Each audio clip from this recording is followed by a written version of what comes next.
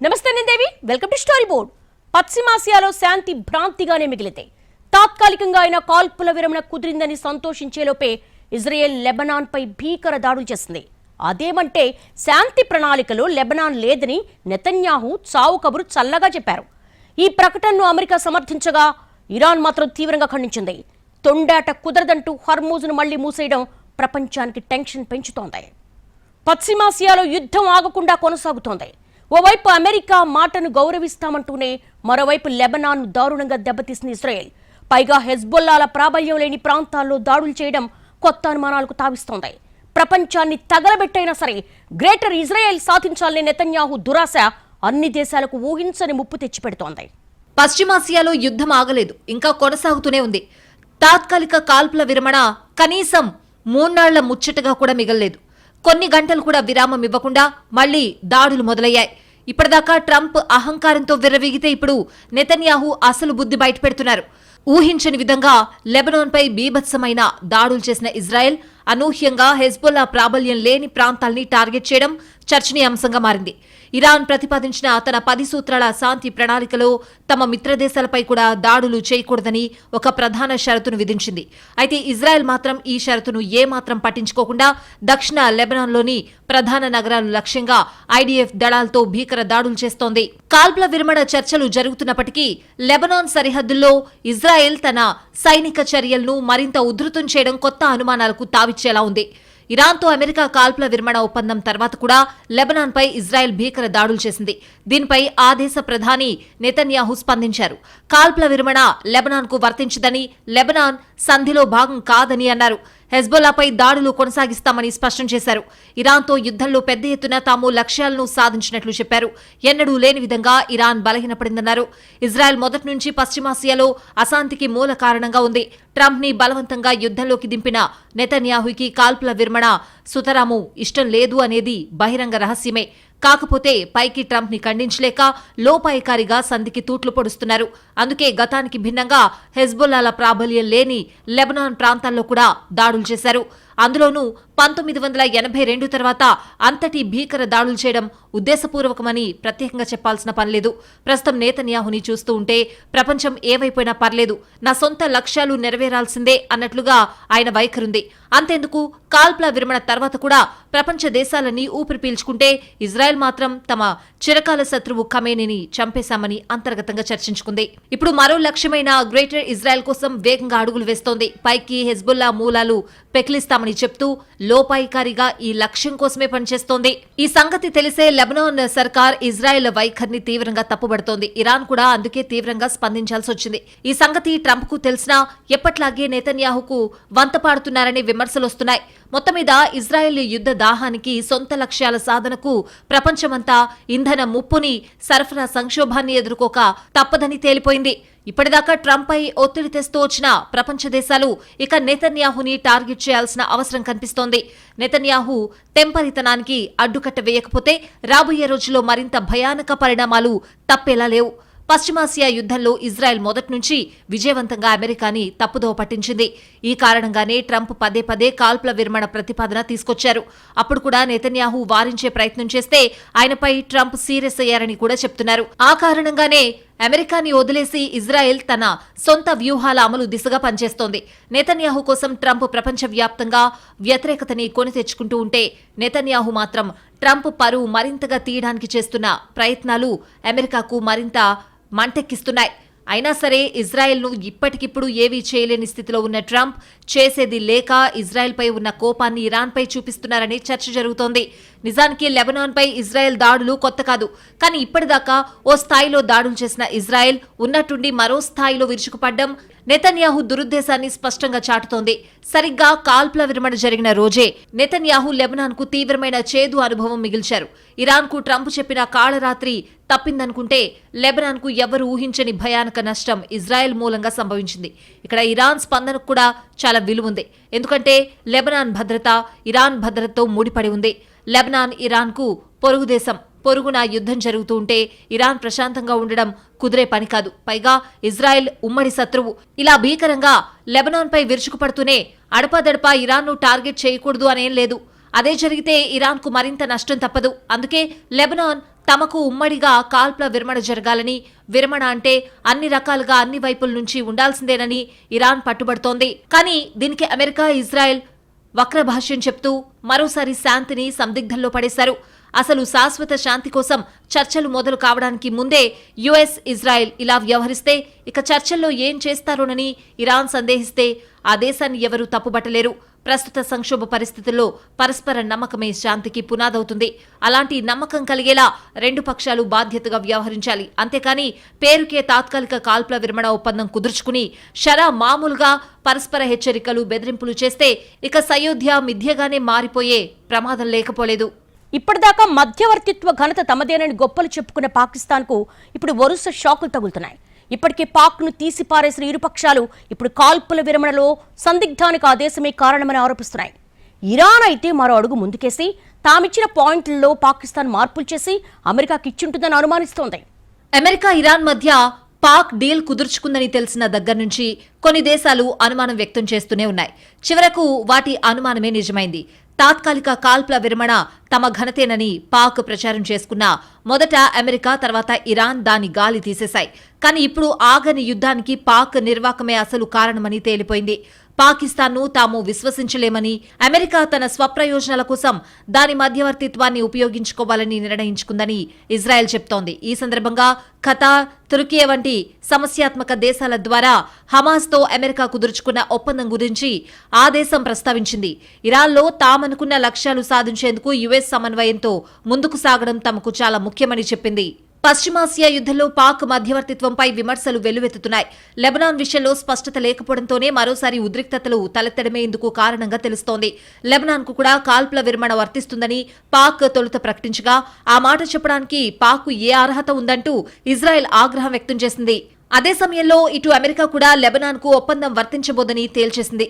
దీంతో ఈ గందరగోళానికి పాక్ తీరే కారణమని విశ్లేషకులు అభిప్రాయపడుతున్నారు.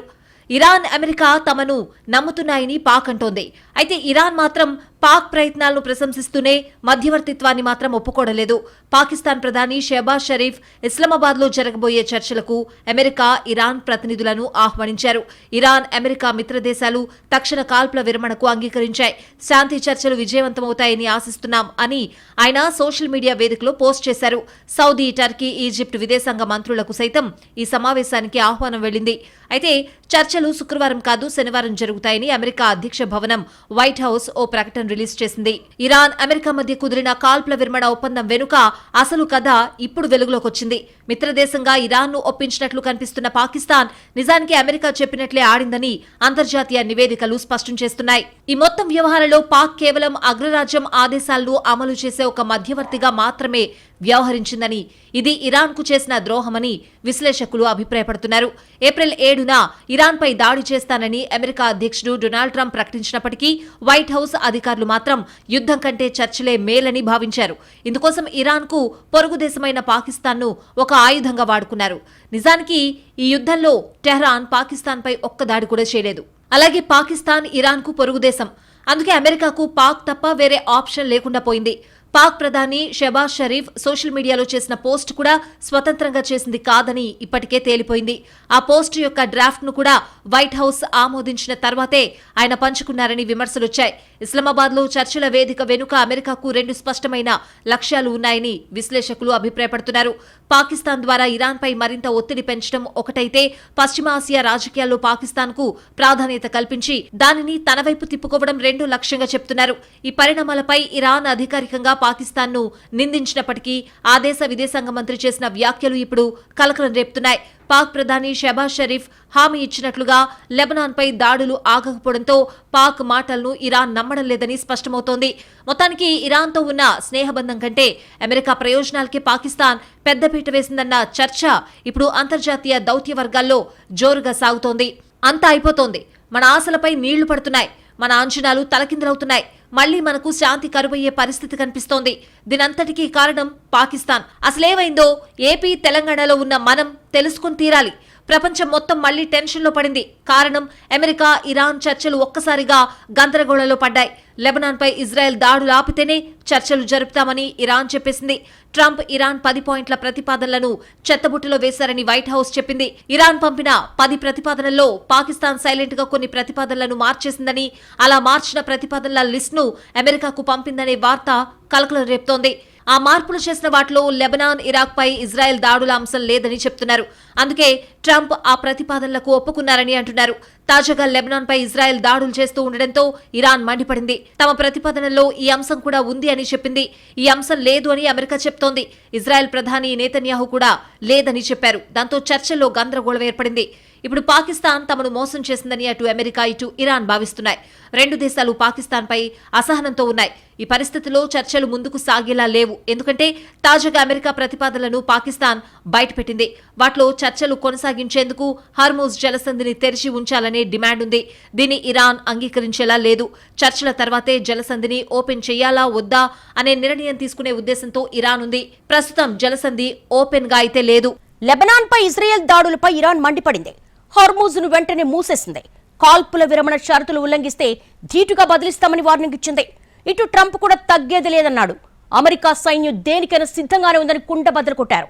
మొత్తం మీద మళ్లీ హార్మూజ్ దగ్గరే డెడ్ లాక్ పడింది. అమెరికా ఇరాన్ మధ్య సీజ్ ఫైర్ జరిగి 24 గంటలు కూడా గడవక ముందే ఇరాన్ మిత్రపక్షమైన లెబనాన్పై ఇజ్రాయెల్ విరుచుకుపడింది. ఈ దాడులకు నిరసనగా హార్మూజ్ జలసంధిని ఇరాన్ మళ్లీ క్లోజ్ చేసింది. దీంతో తీవ్ర ఆగ్రహం వ్యక్తం చేసిన అమెరికా హర్మూజ్ జలసంధిని తెరవాలని, లేదంటే తీవ్ర దాడులు చేస్తామని హెచ్చరించింది. లెబనాన్పై ఇజ్రాయెల్ దాడులు ఆపితేనే హార్మూజ్ ఓపెన్ చేస్తామని ఇరాన్ పంతం పట్టింది.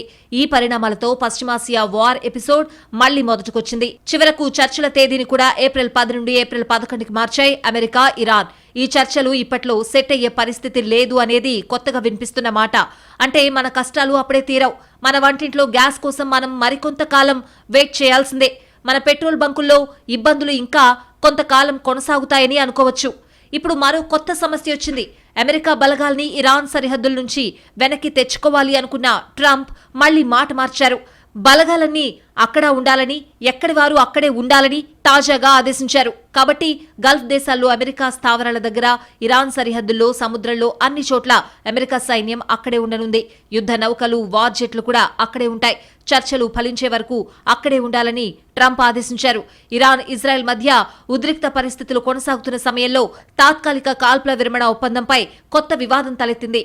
ఈ ఒప్పంద నిబంధనలను ఇజ్రాయెల్ ఉల్లంఘించిందని ఇరాన్ ఆరోపిస్తూ ఉండగా, అమెరికా మాత్రం తన వైఖరిని మరింత కఠినంగా వ్యక్తం చేసింది. ముఖ్యంగా హార్మూజ్ జలసంధి అంశంపై అమెరికా గట్టి హెచ్చరికలు జారీ చేసింది. అమెరికా ఉపాధ్యక్షుడు జేడీ వాన్స్ మాట్లాడుతూ, హార్మూజ్ జలసంధిని తిరిగి పూర్తిగా తెరవకపోతే అమెరికా కూడా ఈ ఒప్పందానికి కట్టుబడి ఉండదని స్పష్టం చేశారు. కాల్పుల విరమణ అంటే పరస్పర ఒప్పందం. మేము ఒక నిర్ణయం తీసుకుంటే వారు కూడా తమ భాగం నెరవేర్చాలి. హార్మూజ్ జలసంధి తెరవడం వారి బాధ్యత. అది జరగకపోతే అధ్యక్షుడు డొనాల్డ్ ట్రంప్ ఈ ఒప్పందాన్ని పాటించరని అంటూ వాన్స్ హెచ్చరికలు జారీ చేయడం చిన్న విషయం కానే కాదు. ప్రపంచ చమురు రవాణాకు కీలకమైన హర్మూజ్ జలసంధి ప్రస్తుతం అంతర్జాతీయ దృష్టిని ఆకర్షిస్తోంది. ఈ మార్గం మూసివేత వల్ల ప్రపంచ ఆర్థిక వ్యవస్థపై తీవ్ర ప్రభావం పడే అవకాశం ఉంది. అందుకే దీన్ని వెంటనే తెరవాలని అమెరికా స్పష్టంగా చెప్తోంది. ఇదే సమయంలో కాల్పుల విరమణ ఒప్పందంలో లెబనాన్ భాగమని ఇరాన్ భావించడం తప్పు అని వాన్స్ పేర్కొన్నారు. లెబనాన్ను ఈ ఒప్పందంలో ఎప్పుడూ చేర్చలేదు. అలాంటి హామీ మేము ఇవ్వలేదని ఆయన స్పష్టం చేశారు.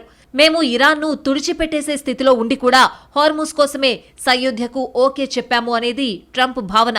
అసలు ఆ హార్మూజ్ నే బూచిగా చూపి అమెరికాని లొంగదీశాము అనేది ఇరాన్ భావన. ఈ రెండు దేశాల మధ్య పొగపెట్టి తమ ప్రయోజనాలు నెరవేర్చుకున్నాము అనేది ఇజ్రాయెల్ తీసుకునే కన్ఫ్యూజన్. కానీ మధ్యలో ఏ సంబంధం లేని మిగతా దేశాలు భారీ మూల్యం చెల్లించాయి అనేది చేదు నిజం. అసలు ప్రపంచమంతా హార్మూజ్ క్లియరెన్స్ కోసమే యుద్ధం ఆగాలని బలంగా కోరుకుంది. కానీ ఇప్పుడు పేరుకి విరమణ ఒప్పందం కుదిరినా యుద్ధం ఆగలేదు. హార్మూజ్ కూడా తెరుచుకోలేదు. పరిస్థితి ఇలాగే సంక్లిష్టంగా ఉంటే యుద్ధంలో భాగస్వాములైన దేశాలపై మిగతా ప్రపంచం విపరీతంగా ఒత్తిడి పెంచి అవసరమైతే వాటికి సహాయ నిరాకరణ చేసే పరిస్థితులు కనిపిస్తున్నాయి. దీంతో మరోసారి రష్యా, చైనా పాత్ర తెరపైకొస్తోంది. ప్రస్తుతానికి విరమణ షరతుల విషయంలో పాక్ దొంగటాడిందని అందరూ అంటున్నారు. కానీ తెర వెనుక పాత్ర పోషించిన డ్రాగన్ కంట్రీ రేపు ఇస్లామాబాద్ లో మరోసారి కీలక పాత్ర పోషించొచ్చని చెప్తున్నారు.